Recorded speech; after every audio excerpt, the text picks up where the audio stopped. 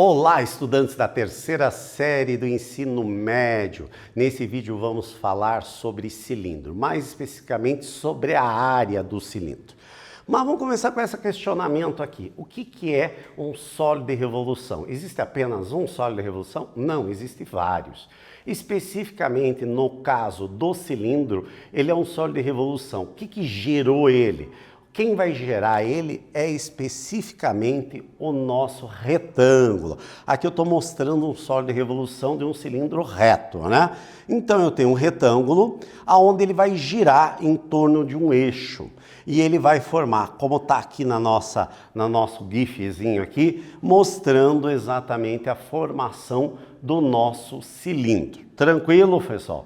Muito fácil, né? Então o cilindro é um dos sólidos de revolução que estudaremos.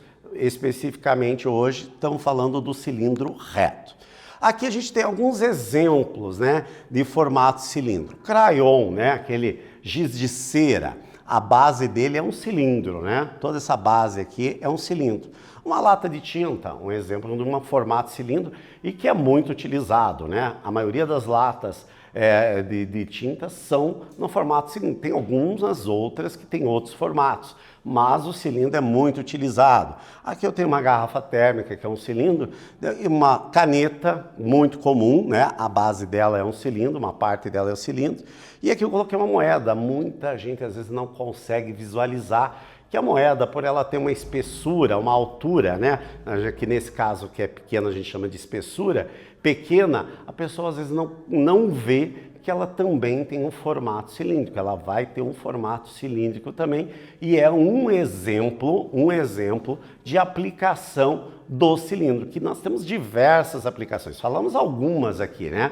Mas se você olhar em volta da tua casa, na escola, na rua, a gente vai ver diversos materiais nesse formato, tranquilo? Como nós falamos, esse vídeo a gente vai simbolizar principalmente em relação à área aqui, né?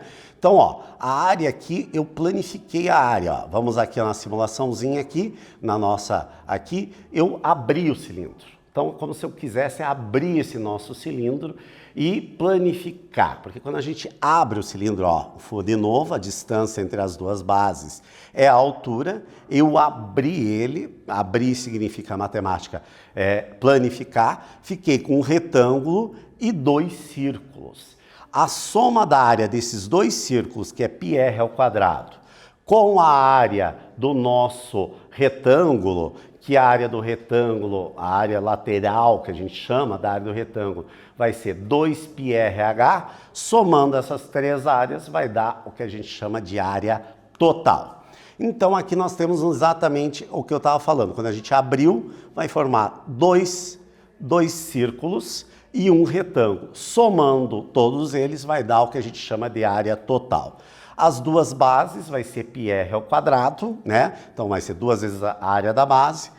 E a área lateral, que este lado aqui vai ser 2πr, porque ela vai estar formada aqui em volta, ó, que é o comprimento de uma circunferência, o comprimento da circunferência é 2πr, vezes a altura vai dar exatamente a nossa área lateral. Então, portanto, a nossa área lateral é 2πrh, nossa área da base é πr ao quadrado.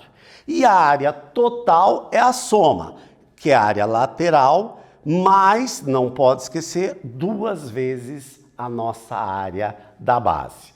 Esses conceitos são fundamentais dentro da geometria espacial e muito cobradas, tanto em vestibular quanto no Enem, gente. Então, preste atenção a cada vídeo para vocês irem gravando as informações importantes. Nesse vídeo aqui, nesse slide, está exatamente o resumo de tudo que a gente vai necessitar. Então, nesse vídeo nós falamos sobre o cilindro, mais especificamente da área total dele. Espero que vocês tenham gostado e até breve.